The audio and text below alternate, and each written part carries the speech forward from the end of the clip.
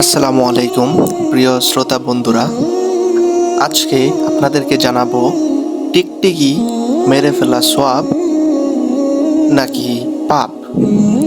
তো চলুন শুরু করা যাক। আর হ্যাঁ বন্ধুরা, এটা নতুন একটি চ্যানেল, আপনারা সবাই সাবস্ক্রাইব করে বেল আইকনটি বাজিয়ে দিবেন, যাতে নতুন ভিডিও ছাড়ার সাথে সাথে আপনারা পেয়ে যান।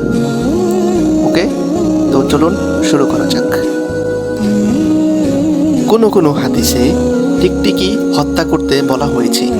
টিকটিকি হত্যা করা সওয়াবের কাজ বলেই আমরা জানি, কিন্তু তার কারণ হয়তো অনেকেই জানেন না। একাধিক হাদিসের বর্ণনায় টিকটিকি হত্যার নির্দেশ পাওয়া যায়। উম্মে শারিক রাহমাতুল্লাহ আলাই থেকে বর্ণিত, রাসূলুল্লাহ সাল্লাল্লাহু আলাইহি ওয়াসাল্লাম টিকটিকি হত্যার আদেশ দিয়েছেন।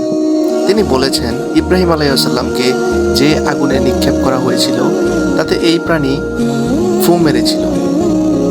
মুসনাদে আহমেদ আয়েশা রহমতুল্লাহ আলাই থেকে বর্ণিত, রাসূলুল্লাহ সাল্লাল্লাহু আলাইহি ওয়াসাল্লাম ইরশাদ করেছেন, তোমরা টিকটিকি হত্যা করো। এটি ইব্রাহিম আলাইহিসসালামের অগ্নিকুণ্ডে ফু দিয়েছিলেন। বর্ণনাকারী বলেন, এরপর থেকে আয়েশা রাদিয়াল্লাহু তাআলা আনহা টিকটিকি হত্যা শুরু করেন। পাকিস্তানের বিশিষ্ট আলেম মুফতি মুহাম্মদ শাব্বির এক প্রশ্নের জবাবে বলেন, টিকটিকি একটি কষ্টদায়ক প্রাণী, তা থেকে যথেষ্ট ক্ষতির আশঙ্কা রয়েছে।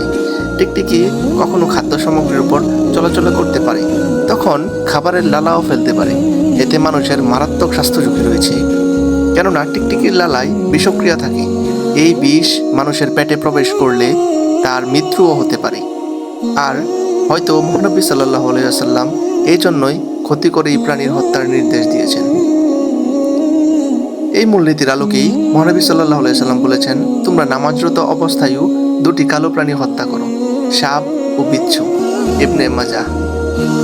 আব্দুল্লাহ ইবনে মাসউদ রাদিয়াল্লাহু তাআলা আনহু থেকে বর্ণিত, রাসূলুল্লাহ সাল্লাল্লাহু আলাইহি ওয়াসাল্লাম ইরশাদ করেছেন, যে ব্যক্তি একটি সাপ হত্যা করল তার জন্য 7 সওয়াব, এবং যে একটি টিকটিকি হত্যা করবে তার জন্য 1টি সওয়াব।